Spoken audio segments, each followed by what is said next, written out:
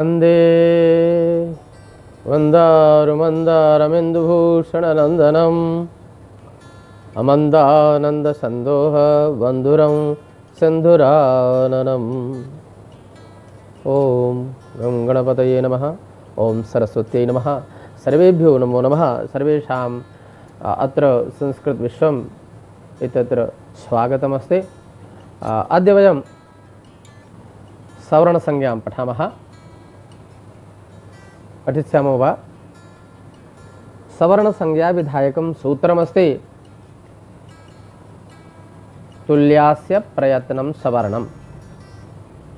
एतत् सूत्रम् अष्टाध्याय्याः प्रथमाध्यायस्य प्रथमपादस्य नवमं सूत्रं विद्यते। अस्मिन् सूत्रे द्विपदे वर्तेते। द्विपदम् इदं सूत्रं तुल्यास्य प्रयत्नम् इति प्रथमान्तम् एकं, सवर्णम् इति प्रथमान्तं द्वितीयम् इति द्विपदं सूत्रं। तत्र तुलया संमितं तुल्यं, तत्र यत्र समानं क्रियते, समानता क्रियते, तौल्यते क्रियते, अत एव तुलया संमितं तुल्यं। तुल्यञ्च तुल्यश्च इति तुल्यौ। आस्य प्रयत्नमत्र अस्ति, आस्यञ्च प्रयत्नश्च। तत्र आस्यं किमस्ति? पूर्वम् आस्यन्ति उच्चारयन्ति वर्णान् अनेन इति आस्यम् असुक्षेपण इत्यस्मात् धातोः रिहलोर् ण्यत् इति सूत्रेण ण्यत् प्रत्यये कृते सति आस्यम् इति भवति आस्यं मुखं शरीरावयवम्। यतोहि वर्णाः ततैव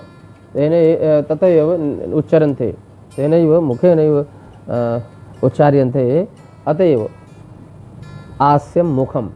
पुनरपि अत्र आस्यम्, आस्य शब्दः स्थानपरकः अस्ति, अतएव पुनः आस्ये, आस्य शब्दात् पुनः यत् भवार्थे शरीरावयवाच्च इति सूत्रात्। तत्र एतत् सूत्रं चतुर्थाध्यायस्य तृतीयपादस्य पञ्चपञ्चाशत्तमं सूत्रम् एतत् शरीरावयवाच्च। तेन तत्र चकारात् दिगादिभ्यो यत् इत्यनेन यत् अनुवर्तते, अकृष्यते वा? तत्र आस्ये भवम् आस्यम् इत्यर्थे शरीरावयवाच्च यत् प्रत्ययो भवति। पुनः तर्हि तत्र आस्ये भवम् आस्यम् इत्यर्थे तत्र उच्चारणस्थानं, यतोहि मुखे उच्चारणस्थानानि सन्ति, अत एव अत्र स्थान उच्चारणस्थानपरकः आस्य शब्दः। पुनः प्रयत्नः, प्रयत्नशब्दः आभ्यन्तरप्रयत्नः, प्रकृष्टो यत्नः प्रयत्नः।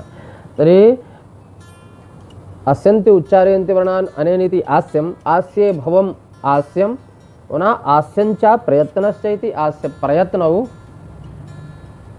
तुल्यौ आस्य प्रयत्नौ। यस्य वर्णस्य तत्तुल्यास्य प्रयत्नं सवर्णं, सवर्णम् इति सवर्णसंज्ञा अस्ति। अतएव संज्ञापदम् एतत् संज्ञिदलं। तो संज्ञादलं संज्ञिदलं, तो प्रथमान्तं द्विपदं प्रथमान्तं सूत्रं तेव यस्य वर्णस्य येन वर्णेन सह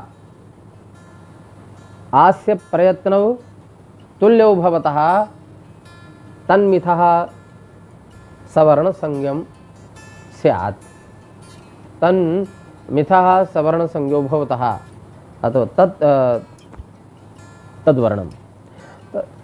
तो तुल्य शब्द जो है तुलया संमितम, इससे तुला से यत् प्रत्यय होकर के ये तुल्य शब्द है जो समानता के मापने के अर्थ में है। तो कैसी समानता? तो किसी गुण और धर्म को लेकर के है। तो यहाँ दो वचन है, इसलिए तुल्यंच तुल्यश्च, आस्यंच प्रयत्नश्च इति आस्य प्रयत्नौ, अतएव तुल्यंच तुल्यश्च इति तुल्यौ। दोनों में द्वंद्व होता है, द्वंद्व समास। अथवा तुल्य, जब तुल्यौ यह द्वंद्व समास होकर के बन जाता है, आस्य प्रयत्नौ यह द्वंद्व समास होकर के बन जाता है। पुनः बहुव्रीहि समास, तुल्यौ आस्य प्रयत्नौ यस्य तत्तुल्यास्य प्रयत्नम, द्वंद्वगर्भ बहुव्रीहि समासः अत्र। तो अर्थात तुल्य है आस्य और प्रयत्न जिसके। यहाँ आस्य शब्द मुख परक नहीं है, यहाँ उच्चारण स्थान परक है। एक आस्य शब्द का मुख अर्थ होता है, मुख अर्थ तब होता है जब अस्यन्ति उच्चारयन्ति वर्णान अनेन आसुक्षेपण से जब ण्यत् प्रत्यय होता है हलंत धातु से, आस धातु, तो आस्यम, पुनः मुख से भव अर्थ में आस्य भवम, आस्यम से यत् प्रत्यय शरीरावयवाच्य से जब होता है तब आस्य भवम आस्यम, पुनः यह उच्चारण स्थान परक होता है। तो उच्चारण स्थानम और प्रयत्नश्च, आभ्यंतर प्रयत्नश्च, प्रयत्न शब्द न ये तो हुई यत्न सामान्य न, तत्र ये सवर्ण संज्ञायाम केवलम आभ्यंतर प्रयत्न है एवं गृह्यते, अतएव तत्र प्रशब्द है, नहीं तो यत्न शब्देन अपि कार्यं प्रचलिष्यते, तथापि अत्र प्रयत्न शब्दः गृहीतः। तर्हि तुल्यौ आस्य प्रयत्नौ यस्य, अर्थात तुल्य है आस्य माने उच्चारण स्थान, वर्ण के उच्चारण स्थान और आभ्यंतर प्रयत्न जिसके, जिस वर्ण के, उस वर्ण की उसकी सवर्ण संज्ञा होती है आपस में, उन दोनों वर्णों की, जिस वर्ण की ये तो, क्योंकि तुलना दो में, एक में तुलना नहीं होती है, दो में या तीन में, तो दो के मध्य में जब तुलना होगी तो उसमें जिस वर्ण का जिस वर्ण से तुल्य होंगे, लेकिन तुलना किस, उसमें उच्चारण स्थान और प्रयत्न, आभ्यंतर प्रयत्न। तो उच्चारण स्थान और आभ्यंतर प्रयत्न जिस वर्ण के तुल्य होते हैं, समान होते हैं, उस वर्ण की आपस में, उन वर्णों की आपस में सवर्ण संज्ञा होती है, ये इस सूत्र का अर्थ है। अतएव वहाँ पर आस्य शब्द का अर्थ और वृत्ति जो लिखते हैं ताल्वादि स्थानम, अर्थात ताल्वादि स्थानम में सबसे पहले स्थान तो मुख में कई हैं, उच्चारण स्थान कई हैं, तो सर्वप्रथम तो ओष्ठ आता है मुख के बाहर, या यहाँ से कंठ आता है, तो ओष्ठ तो चूँकि मुख के बाहर है, अंतिम में आता है, ताल्वादि स्थानम क्यों लिए हैं एक में, तो उसमें सबसे पहले आ वर्ण आता है जो कंठ से सभी वर्ण प्राय करके निकलते हैं, लेकिन आ का मुख से चूँकि उच्चारण स्थान वही है, फिर भी आ के बाद ई आता है, अतएव इकार स्वर को लेकर के, आकार स्वर के बाद इकार स्वर को लेकर के तालु, क्योंकि इकार का तालु स्थान है, अतएव यहाँ पर ताल्वादि स्थान, तालु है आदि में जिसके ऐसे जो है ताल्वादि स्थानम आभ्यंतर प्रयत्नश्च, ये इसका अर्थ किया। तो ताल्वादि स्थानम आभ्यंतर प्रयत्नश्च इति एतद्वयम् यस्य एन वर्णेन एन तुल्यम तन्मिथा सवर्ण संज्ञम स्यात्, यह वृत्ति लिखी है, तो जिसमें जिसका अर्थ यही हुआ कि ताल्वादि स्थान और आभ्यंतर प्रयत्न ये दोनों जिस वर्ण के एक होते हैं, तुल्य होते हैं, है ना, ताल्वादि स्थानम आभ्यंतर प्रयत्नश्च, तो यह आस्य का अर्थ हो ताल्वादि स्थानम और आभ्यंतर प्रयत्नश्च, ताल्वादि स्थानम आभ्यंतर प्रयत्नश्च यस्य एन वर्णेन सा तुल्यम, जिस वर्ण का, तो ताल्वादि स्थान और आभ्यंतर प्रयत्न जिस वर्ण से तुल्य होते हैं, समान होते हैं, उन दोनों की आपस में मिथा सवर्ण संज्ञम स्यात्, वो दोनों सवर्ण संज्ञक हो जाते हैं, वो सवर्ण संज्ञक कहलाते हैं। ये सूत्र का जो आने का अर्थ हुआ, क्योंकि जो इसके आगे भी सवर्ण संज्ञा क्यों लिखते हैं कि या संज्ञा सा फलवती और प्रयोजनवती, यही प्रयोजन है। क्या प्रयोजन है? तो इसके पहले इसलिए कहा कि अनुदित सवर्ण से चा प्रत्यय, इस सूत्र में सवर्णस्य पद है, अनुदित सवर्णस्य, तो सवर्णस्य ग्राहकः, सवर्णस्य बोधकः, सवर्णस्य संज्ञा शब्द आता है, तो स्वयं रूपम शब्दस्य शब्द संज्ञा, तो संज्ञा शब्द होने से सब संज्ञा का अर्थ है बोधक। तो जब सवर्ण का बोधक होता है तो वो कहता है तो उसका वाक्यार्थक ज्ञान पूर्ण नहीं हो सकेगा जब तक पदार्थक ज्ञान, वाक्यार्थक ज्ञान है पदार्थक ज्ञानम कारणम, क्योंकि वहाँ सवर्ण से यह क्या है, तो जब तक सवर्ण पद का ज्ञान नहीं है, तो सवर्ण क्या है, तो सवर्ण एक संज्ञा है, और वह सवर्ण ये है कि जो वर्ण जिस वर्ण के साथ में तुल्यता है, समानता है, वो समानता कैसे, उच्चारण स्थान और प्रयत्न, ये यहाँ से इसको बताएगा। तो इसलिए इसको पहले बताया और यहाँ तुल्या से प्रयत्नम सवर्णम इस सूत्र को बताया। तो इसलिए सवर्ण संज्ञा विधायकम सूत्रम अस्ति, सवर्ण संज्ञा का विधान करने वाला जो सूत्र है, यदि पूछता है कोई प्रश्न होता है सवर्ण संज्ञा विधायकम सूत्रम किमस्ति, तर्हि समाधानम उत्तरमस्ति तुल्यास्य प्रयत्नम सवर्णम। तो तुलया संमितम तुल्यम, तुल्यंच तुल्यश्च इति तुल्यौ अस्यन्ति उच्चारयन्ति वर्णान् अनेन इति आस्यम मुखम, आस्ये भवम आस्यम, उच्चारण स्थानम, आस्यंच प्रयत्नश्च इति आस्य प्रयत्नौ, तुल्य हुआ से प्रयत्नो यस्य तत्तुल्या से प्रयत्नम सवर्णम। यह मैंने आपको इसका अर्थ बता दिया और मैं समझता हूँ कि यह स्पष्ट हो गया होगा।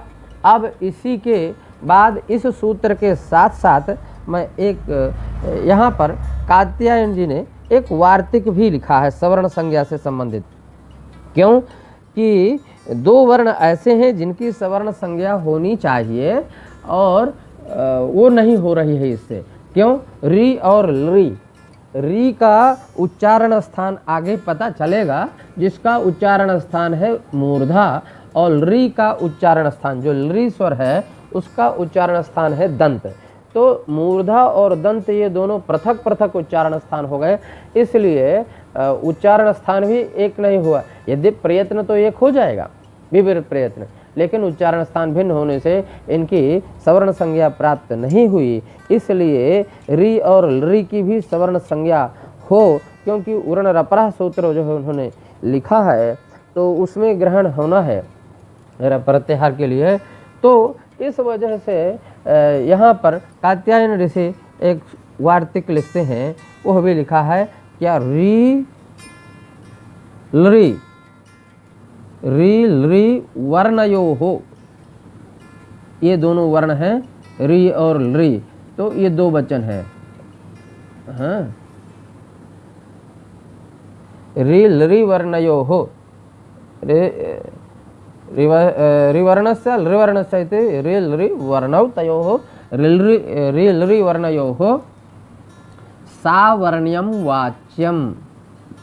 ये तो ये कहते हैं कि री और लरी इन दोनों वर्णों की भी आपस में सवर्ण संज्ञा कहना चाहिए, वाच्यम वक्तव्यम,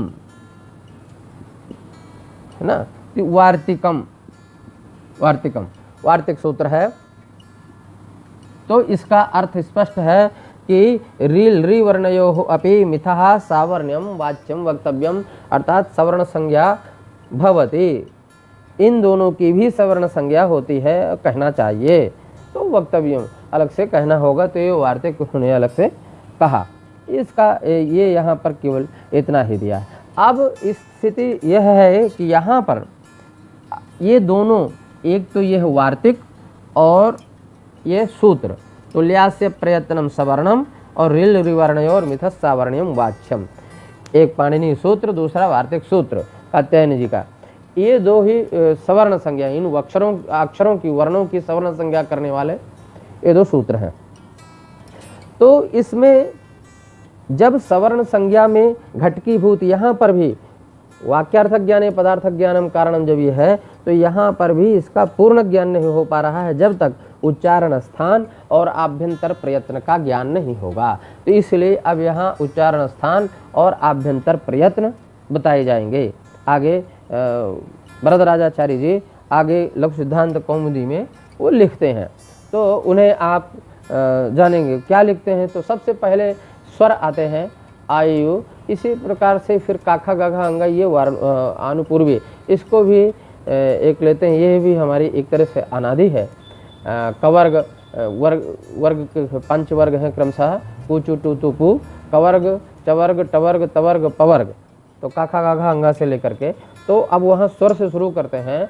तो अकुह विसर्जनीयानाम कंठा, अब ये उच्चारण स्थान और प्रयत्न दो चीज ही इसमें इस सूत्र का जब तभी पूर्ण अर्थ हो पाएगा, पूर्ण ज्ञान हो पाएगा, जब इन दोनों की का ज्ञान हो जाएगा, उच्चारण स्थान और प्रयत्न। इसलिए इस जिज्ञासा में उच्चारण स्थान बताना शुरू करते हैं।